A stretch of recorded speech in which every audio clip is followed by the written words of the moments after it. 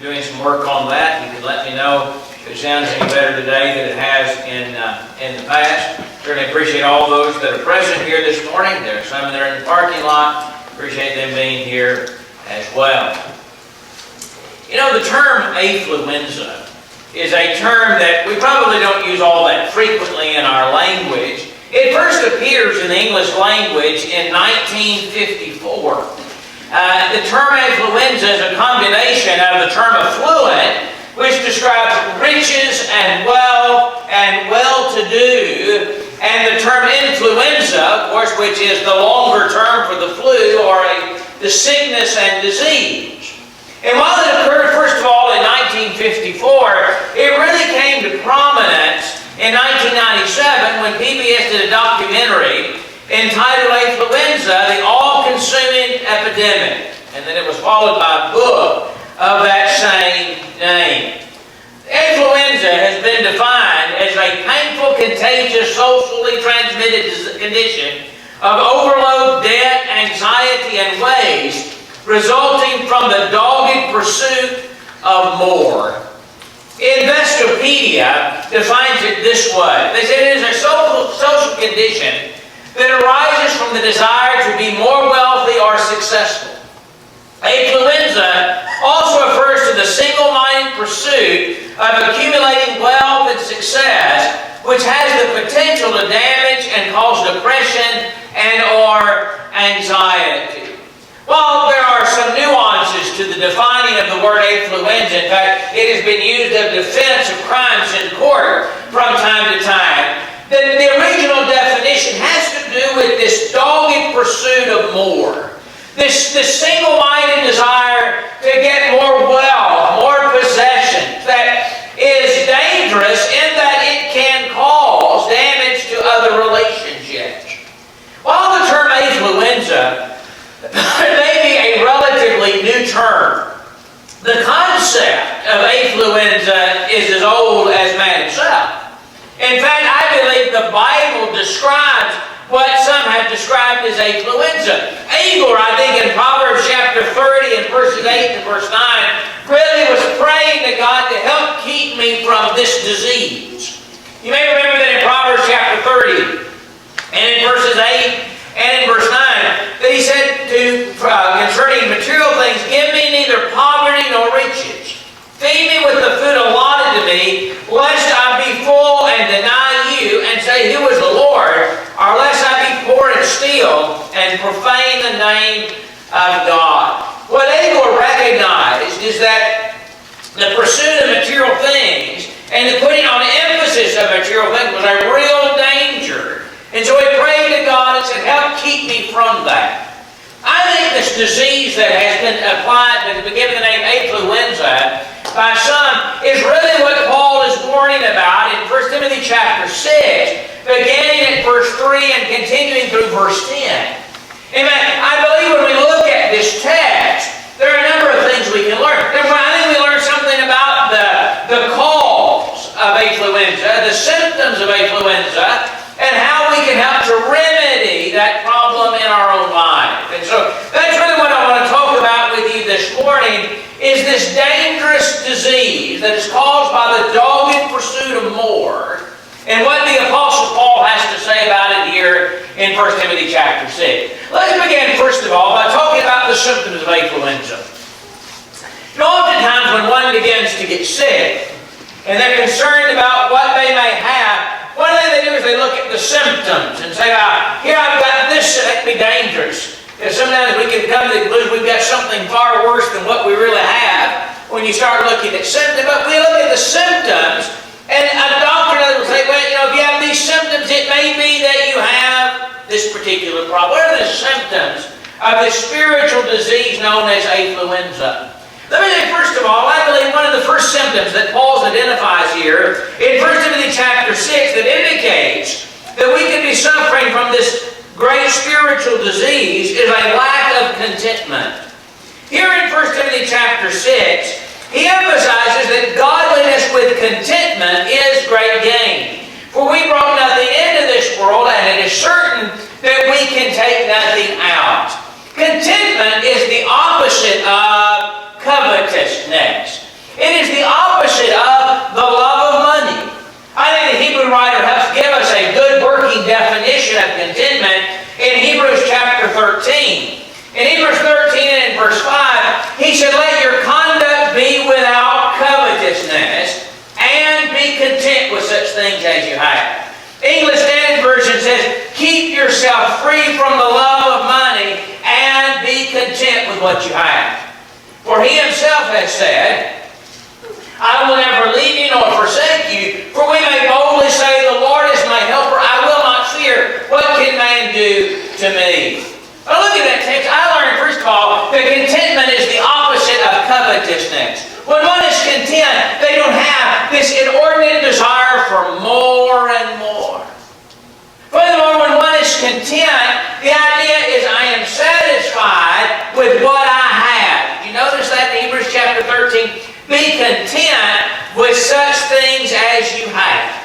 When one is content, it means I am satisfied. I realize I have enough. That doesn't mean that it's wrong to work hard or get more things. But what that does mean is I'm not unhappy with what I have at the present time. In fact, the very word contentment really carries with it the idea of having enough or to suffice. Let me also say in Hebrews chapter 13 that I think contentment involves trusting God that He is our helper and He will not forsake us. When I'm not content, really what that's saying to God is you haven't given me everything that I need. I don't have enough. And what that indicates is this lack of trust in God and the promise that God has given that He is my helper and He's not going to leave me nor forsake me. But when I have a lack of contentment, when I'm not happy with what I have, when it's robbed me of my satisfaction, that is a sign that I may be suffering from this spiritual malady that some have called affluenza. But not only is there a lack of contentment, he also talks in this text about the desire to be rich. The desire to be rich is a sign of this influenza.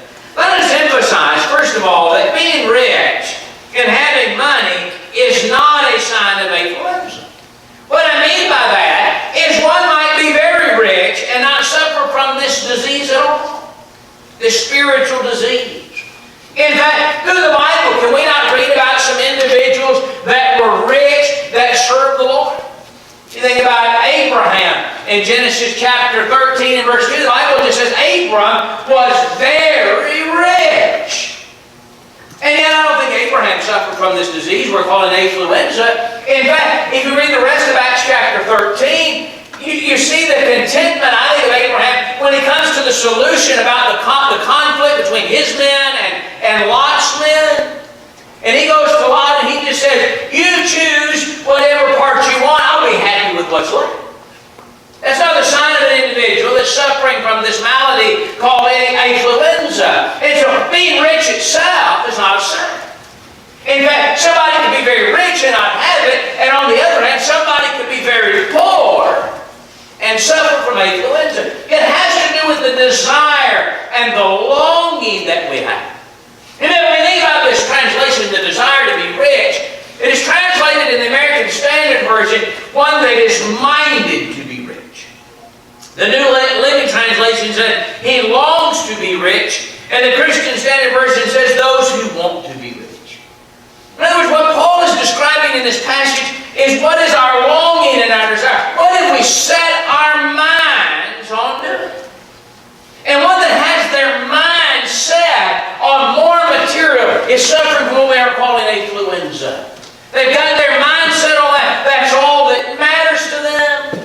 Everything else is going to sort of take a back seat to that pursuit.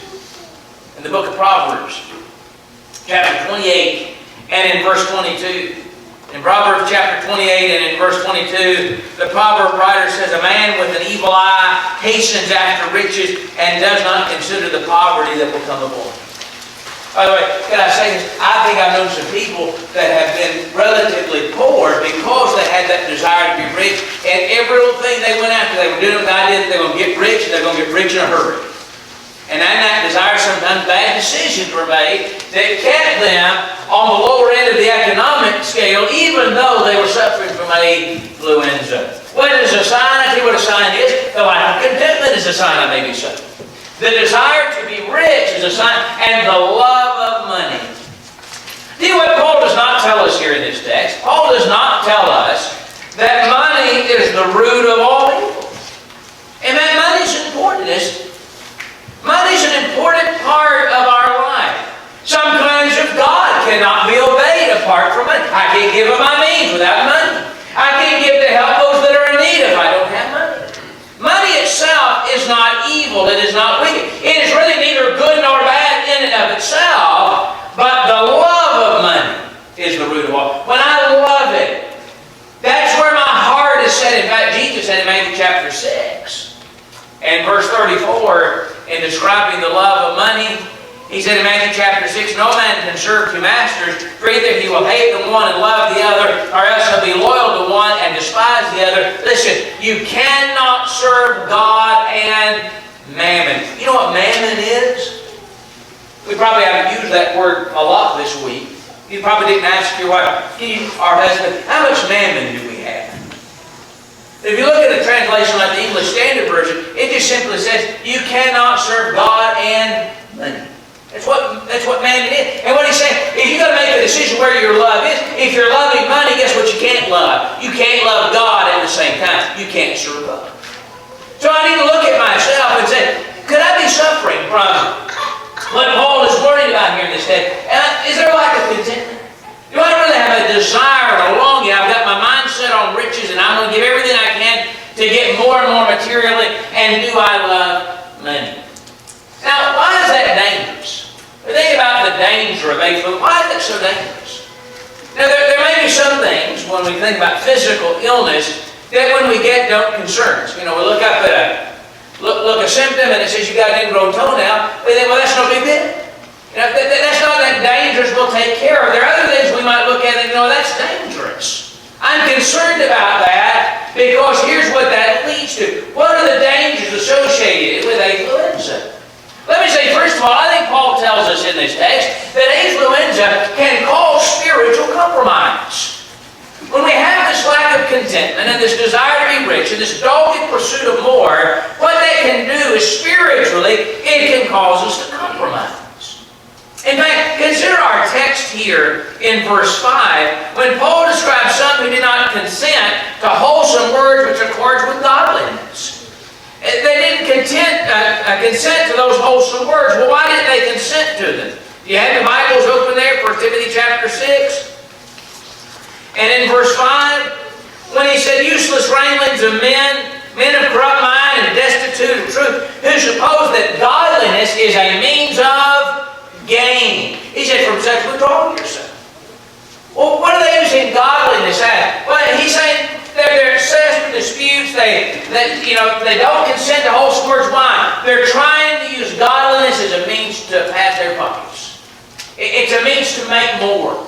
That's all godliness is to them. In Titus chapter 1 and in verse 11, Titus described those whose mouths must be stopped, who subvert whole households, teaching things which they ought not, for the sake of dishonest gain. Amen. I think this world is full of people that teach and preach things that aren't right because of the material benefits that come as a result of that. Teaching false doctrine pays a lot better sometimes than teaching the pure doctrine of Jesus Christ. I tell you what that desire for more can do. It can cause us to compromise spiritually. In fact, can you think in your Bibles of an example of an individual that did that? Think about the character of Balaam in the Old Testament. Balaam in the Old Testament, you remember how he was hired to curse the people of Israel by Balak. He couldn't do that because God would allow him to do that. But he badly wanted to do that. You know why? He wanted the rewards of that. And finally, when that didn't work, it was Balaam that formulated the idea of sending the women of Moab, the women of Peor, out to the men of Israel and getting them to commit adultery with them, so that God would destroy the people of Israel. Do you know what it said about Balaam in the New Testament? Think about it in 2 Peter chapter 2 and verse 15. He said they have forsaken the right way, talking about the false teachers of that day. They have gone astray, following the way of Balaam the son of Beor, who loved the wages of unrighteousness. In other words, he liked the pay that came along with being ungodly. Jude, in Jude 11, say, woe to them, for they have gone in the way of Cain, they have run greedily in the era of Balaam for profit. And so, in that text, Jude is talking about different reasons people, I think, have compromised from Cain to Balaam. But they talk about Balaam, why? It's about the profit. See, what can happen if we're not careful is that affluenza can cause us to spiritually compromise. Tell you what else it can do. It can cause us to fall into temptation and to snare and to many foolish and harmful lusts. And talking about falling into temptation, Barnes says that is they are tempted to do wicked things in order to accomplish their purpose. Well, what is their purpose? Their purpose is material gain. And they're willing to do any and everything they can sometimes in order to accomplish that. It can happen even to good people. Think about Judas as an example of that in John chapter 12. Verses 4 through verse 6. If we had to identify what one character flaw of Judas was that led to him betraying the Lord, it had to be covetousness. It had to be the love of money. You remember in John 12, we're going to talk about the story tonight about Mary anointing Jesus. Jesus said she had done what she could.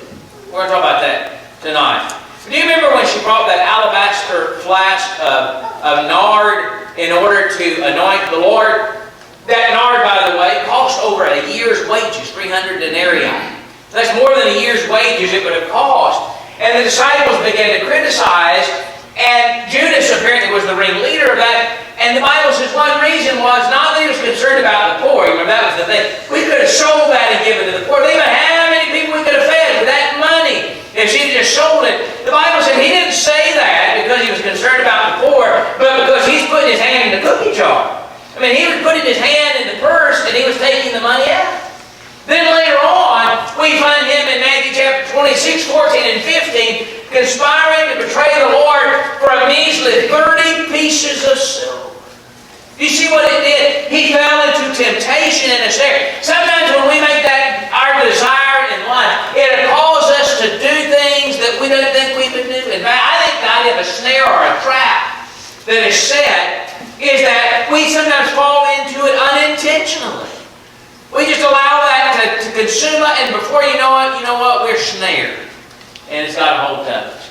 You know what happened? The danger is it can cause spiritual compromise. It causes us to fall into temptation and a snare. Verse 10 said, as a result of this, some have departed from the faith. They strayed from their faith in their greediness and pierced themselves through with many sorrows.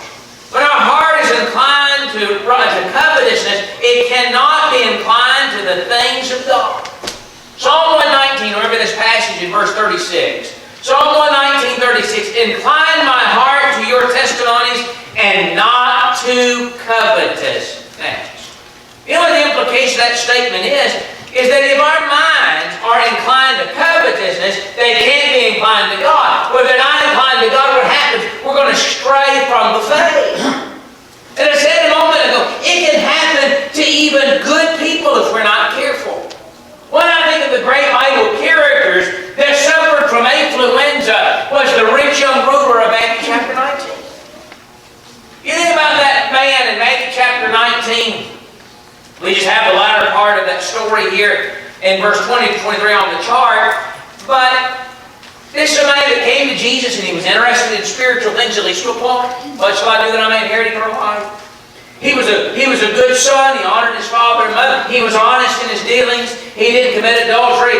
I mean, there's so many great things you could say about this young man.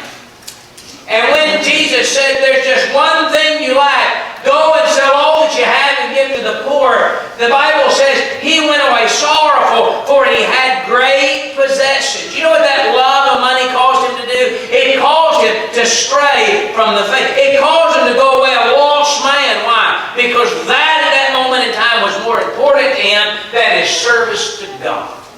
By the way, away. The fact that he went away sorrowful tells me he was a lost man. He knew he was a lost man, and still that affluenza had such a hold on him. He was unwilling to turn away from it. You know what the symptoms are? Or the names rather. It can cause us to spiritually compromise. It can cause us to fall into temptation. It can cause us to stray from the faith. In fact, do you remember in Matthew chapter 13 and verse 22? Matthew 13 and verse 22, where Jesus describes the parable of the soil, or the sower, parable of the sower.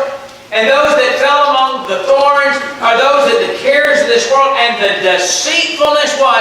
Of riches choke the word and it becomes unfruitful. One of the things that Jesus specifically brings out in that text that can be dangerous is the deceitfulness of riches. They make promises to us it can't deliver on.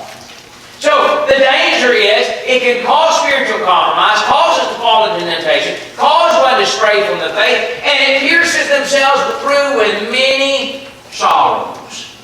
Again, I think there are some examples in the Bible that exemplify that. You know, have you ever known somebody, by the way, before we look at those examples, that in life they make it their dogged pursuit to get more. And they accomplish that. They get it. Only in the end to be just about as miserable as they can be. It may be that individual, that man that decides he's going to give everything he has to climb the corporate ladder, and he gets there, and he gets the best paying job, and then all of a sudden he realizes he has no relationship with his children in pursuit of that. He has no relationship to his wife. Maybe his marriage failed as a result of that. And he pierces himself through with many sorrows. Even when that doesn't take place, oftentimes they wake up to realize, you know what? Riches are deceitful because they didn't deliver what I thought it was going to deliver. We'll talk more about that in just a moment. When you think about piercing themselves through with many sorrows, I want you to think about Judas. In Matthew chapter 27 and in verse 3, when Judas, seeing that he had been condemned, I think this is what Judas thought. I could be wrong. I think Judas in his mind probably justified betraying the Lord by saying, you know what, there's no way he's ever going to be put to death. Maybe he thought he'll go on trial, and when they put him on trial, surely they're going to find him innocent. Maybe he thought that the Lord could escape the death with his power. I mean, certainly the Lord had the ability to do that. If he'd been listening to the Lord told him all along he's going to die. But I think Judas somehow thought that the Lord was never going to be condemned, he was never going to be put to death, because Matthew 27 and verse 3 tells us that in Judas, the betrayer, seeing that he had been condemned, talking about Jesus, was remorseful and brought back the 30 pieces of silver to the chief priest and the elders. You know, he had put the Lord on the back burner to get more money, and now, you know what he was? He was sorrowful. He was miserable. You know how miserable he was? He took his own life as a result of that. This man that had spent his dogged pursuit of more realized that 30 pieces of silver couldn't make up for what he did. Are the young men and ruler that pierce themselves through with many sorrows? And oftentimes money doesn't deliver on what we think it will get. So we know the symptoms of it to examine ourselves. I know it's dangerous. What really causes that? What is it that causes me to suffer from affluenza? If I can sort of identify the root cause of it, then maybe I can help to remedy that. And Paul's going to give us a remedy here in just a moment. Let me say, I think one of the causes of it that you see here throughout our text that causes this love of money, or this affluenza, is pride. I want you to notice twice here in our text. Once with regard to those that compromise the truth, thinking it's a means of gain. Look at verse 4. He is what? Proud. And then down in verse 17 of our same text, he says, command those that are rich in this present age not to be what? Haughty. You know what haughty means? Again, it's probably not a word we use frequently, but we might say arrogant. We might say proud and describe it in an individual. But pride is one of those things that causes us to pursue material things. Notice again the warning here. In 1 John chapter 2, in 15 to 17, Jesus describes the avenues that the devil uses to get me and you. When he talks about love not the world nor the things that are in the world. And then he describes what we have called the three avenues of temptation. The Bible doesn't use that exact terminology to describe those things in 1 John 2, but that's what they are. Love not the world, neither the things that are in the world. For all that's in the world, the lust of the flesh, the lust of the eyes, and the pride of life. See how God appeals to, or how Satan appeals to us, trying to get us to sin. He appeals to the love of the lust of the eyes, the lust of the flesh, but also pride. The pride of life. He'll use that to try to draw us away. In fact, the English Standard Version in its footnote, if you have an old edition of the English Standard Version, it's in the text. But if you have a footnote, instead of pride of life, it says pride in possession. I think pride of life is better in that text. But I think that at least shows what part of it is. It's pride in possessions. Or as the English Standard Version says, or the Holman Christian Standard Bible says, pride in one's lifestyle. Well, what's one way the devil can get us? Well, he appeals to that we got to keep up with what? Everybody else. We need to have as much as everybody else. And in that pride that he appeals to, sometimes it causes us to put spiritual things on the back burner, doesn't it? In a dogged pursuit of more and more. So, if I know pride at least is part of the problem and part of the cause, that gives me a starting point to try to remedy that in just a moment. But not only do I think pride is a cause, I think it is trust in riches. In other words, why is it that I would make that my goal in life? Because I trust in them. Command those that are rich in this present day is not to be haughty, nor to trust in uncertain riches. I think trust in riches is a root of the problem as suggested in verse 17. How is it that people trust in riches? Sometimes we trust in riches to solve life's problems. In other words, we've got problems in life and we think, if I just had what? More money, it'd all be all right. We think, if I just had more money, my marriage would be better. If I just had more money, my children would be happier. I'd have better relationships. If I just had more money. We trust in it to solve life's problems. Sometimes we trust in riches to make us happy. In other words, if I had more, as we said, we'd be happy. How often have you seen somebody that had a lot that's just miserable? I've often said some of the happiest people I've ever known are people who didn't have a whole lot. We'd say they didn't have two nickels to rub together. It didn't seem like, you know what, they were content, that they were happy with what they had good family relationships. On the other hand, there are sometimes people that have a whole lot that are just absolutely miserable. I've got a book at home. It's a workbook written by a brother on finding happiness, or the pursuit of happiness. But one of the things that stands out in my mind in that book is he begins by listing all the celebrities and millionaires and everybody that have taken their own life. And the list is quite long. Here are people that had fame, they had wealth, they had popularity, they seemingly had it all, and you know what? They were absolutely miserable. And I bet at some point in time they probably thought, if I ever get famous, if I ever have that big house, if I ever get all, I'll be happy. And guess what? It didn't work out that way. But we trust riches that don't make us happy. Sometimes we trust riches that they're going to last and endure. We know better than that. But we think they're just going to last or endure. At least we'll be able to pass them on to the next generation. And I think sometimes people trust that riches mean God's approval. Do you remember in Matthew chapter 19 when Jesus had talked to that rich young ruler and he sent him away, or he didn't send him away, he went away sorry, he had great possession, and the Lord turned to the disciples and said, how hard is it for those that are rich to enter the kingdom of heaven? Do you know what the disciples' response was? Their initial response to the Lord was, well, who then can be saved? If the rich can't make it, then there's no way a poor fisherman's going to make it. If the rich don't make it, then there's certainly no way a lowly tax collector's going to make it. That's not what they said. That's almost the implication. If they can't be saved, who then can be saved? You know what they mistook? They mistook the fact that if they were rich, that somehow meant God's approval. That's how people trusted riches. And when we trust in riches to make us happy and to solve all of our problems and to last and endure, then what happens is we're going to pursue those things. In fact, in Mark chapter 10, in Mark's account, Matthew's account in Matthew chapter 19, just simply said, how hard is it for those that are rich to the kingdom? Mark's account comes back, and the Lord, I think, defines very, very specifically what He meant when He talked about the rich in the heaven, being difficult for them to enter the kingdom of heaven. He said, how hard is it for those who trust in riches to enter the kingdom of heaven?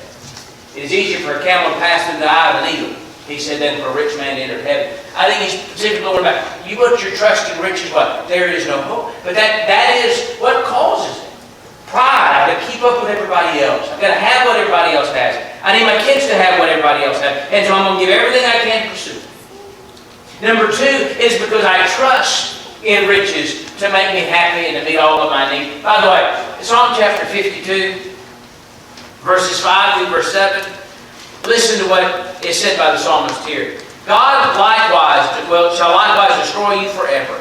He shall take you away and pluck you out of your dwelling, and uproot you from the land of the living. Selah. The righteous also will see and fear, and shall laugh at him, saying, listen, here is the man who did not make God his strength, but who trusted in the abundance of his riches, and strengthened himself in his wickedness. There the Lord's destroying him. The righteous are sort of pictured standing on the lines, and that's the man who put his trust in riches. That's the end of it. What is it that causes a focus on this present life? You know, really what causes us to pursue material things is when we love money because we're focused on the here and the now. I don't have my mind focused on eternity. I'm thinking about where I am right now, what I've got right now. And when I do that, that's going to cause me to suffer from this affluenza. In fact, in Psalm chapter 7, and that can happen to us all. I think there are times in all of our lives, if we're not careful, we get a little bit too focused on the right now and not focused enough on eternity. In Psalm chapter 73, you remember that's the Psalm of Asaph, where Asaph is struggling with envying the wicked man. And he looks out, and it's like Asaph is saying, man, life for me is difficult sometimes. I don't have what other people have. I'm facing difficulty, I'm facing persecution. And look at that wicked man over there. Do you see how well he's doing? Do you see what all he has? And Asaph says, you know, you find yourself envious. In fact, you may find yourself even at times saying, I wish I could switch places with him. You know what causes Asaph to feel that way? You know what he's focused on? He's focused on the right now. At the end of the psalm, what he said is, then I considered their end. Then I got beyond this present life. I looked to the end and I said, God set him in a slippery place. And then I realized, you know what? When I got my focus off the present and I looked to the eternity, then I realized, you know what? I don't think I'll trade places with him. I don't think I want to be in his shoes. What causes it? It causes pride. It's caused by pride, trust in riches, and a focus on this present life. Well, how do I overcome that? How do I overcome? What is the remedy for that? If I'm suffering from it, how can I overcome it? Or, if I'm not suffering from it, how can I prevent myself from falling victim to this spiritual disease? Well, let me say, first of all, the remedy for affluenza is, first of all, to realize what true gain is. To realize really what true gain is. In verse 5, he says that they suppose that godliness is a means of gain to get money. And in verse 6, he said godliness with contentment is great gain. You know what the Apostle Paul is saying? What you need to realize is what true gain really is, and pursue that. And true gain is found in godliness. It's found in fearing God, in serving Him. Let me ask you a question. The rich man and Lazarus, who had real gain? Who had real gain? Was it the man that fared sumptuously every day? Was it the man who had whatever he wanted? He was clothed in purple and fine linen. We'd say that he had the designer clothes. I mean, he was dressed as well as anybody could dress. He ate what he wanted to eat. But in the end, he died and he lifted his eyes being in torments. And then there was Lazarus. The man who had nothing at all in this life, but he lifted his eyes, or was carried by angels to Abraham's bosom, and was a place that we call paradise. At least that's what the Lord calls it, from the cross. Who had the real gain? Well, the answer is Lazarus. He had what was true gain. When I realize what true gain is, then that's what I'm going to pursue, and not that which is temporary and doesn't help at all in the day of death. In Psalm chapter 49, verses 5 to verse 9, it's a psalm that I entitled The Futility of And the psalmist say, why should I fear in the days of evil, when the iniquity at my heels surrounds me? Those who trust in their wealth and boast in the multitude of the riches, none of them can by any means redeem his brother, nor give God a ransom for him. For the redemption of their souls is costly, and it shall cease forever, that he should live eternally and not see the pit. You know what the psalmist is saying in Psalm chapter 49? Really what he's saying is there are some things money can't do. There's some things money can't do. You can't sit by the bed of a loved one that's dying and say, you know what, I'm just going to write a check and just let them live on. It doesn't work that way, does it? You can't have a loved one who hasn't served God die.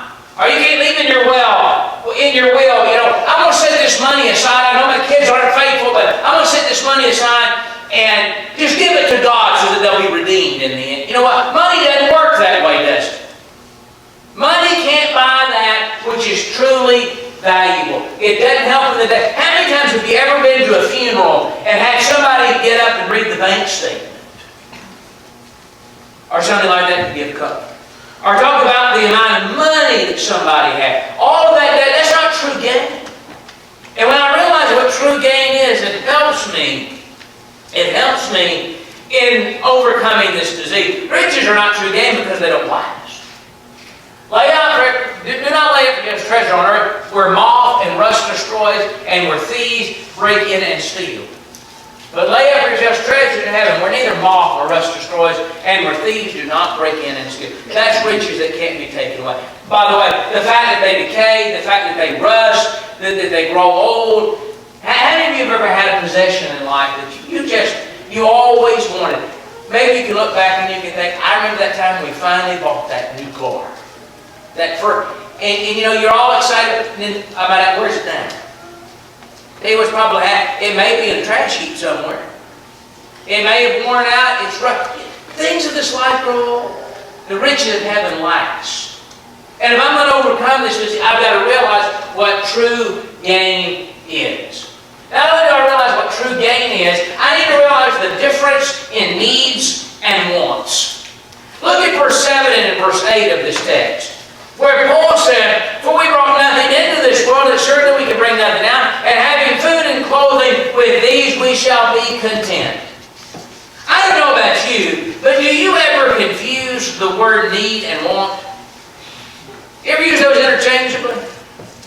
In other words, there's something, you know what, I really need. I tell my kid, no, you don't need that. You want that. There's a difference, isn't there?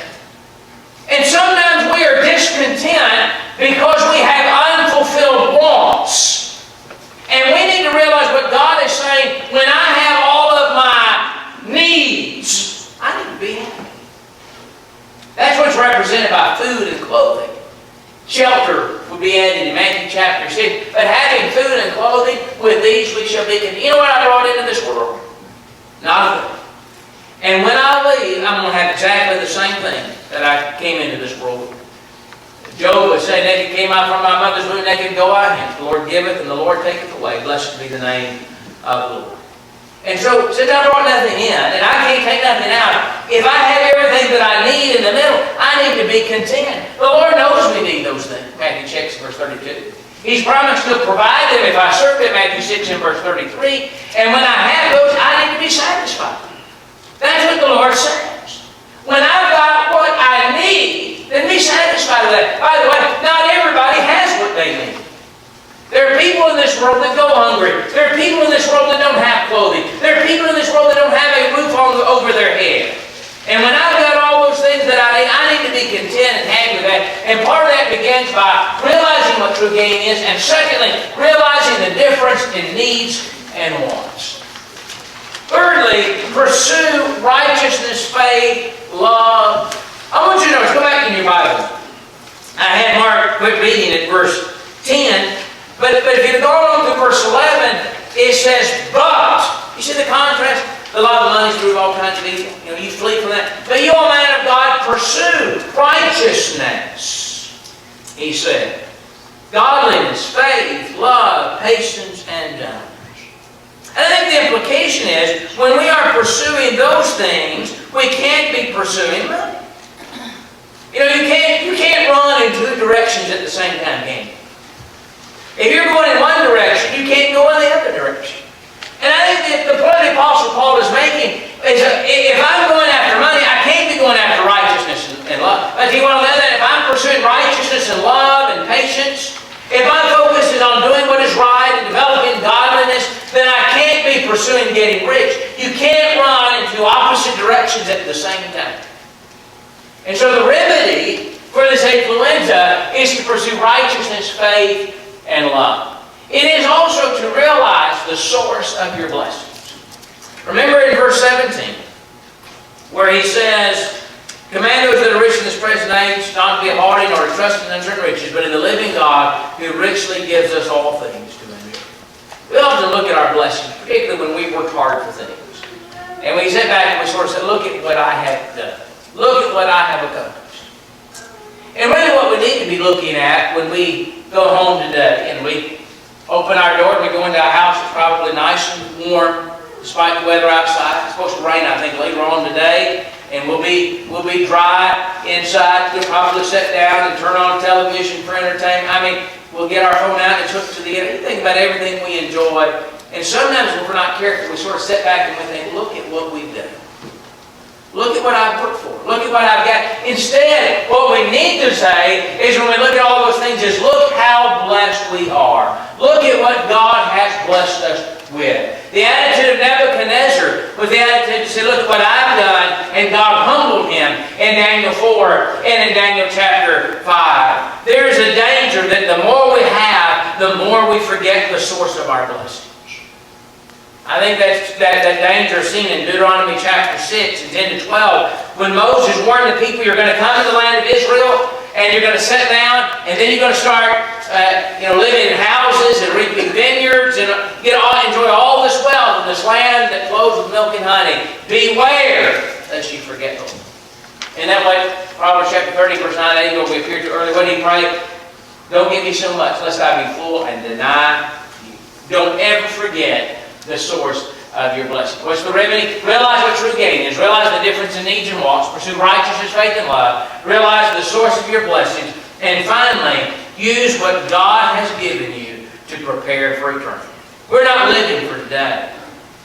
Today is not about what I'm doing today. It's not about this year. It's about eternity. The rich young ruler asked about eternity, but he lived for the present. Demas, the Bible tells us, forsook the Lord, having loved this what? Present world. Where was this? I don't know what all Demas was involved in. I don't know if it involved money or if it involved sensual pursuits.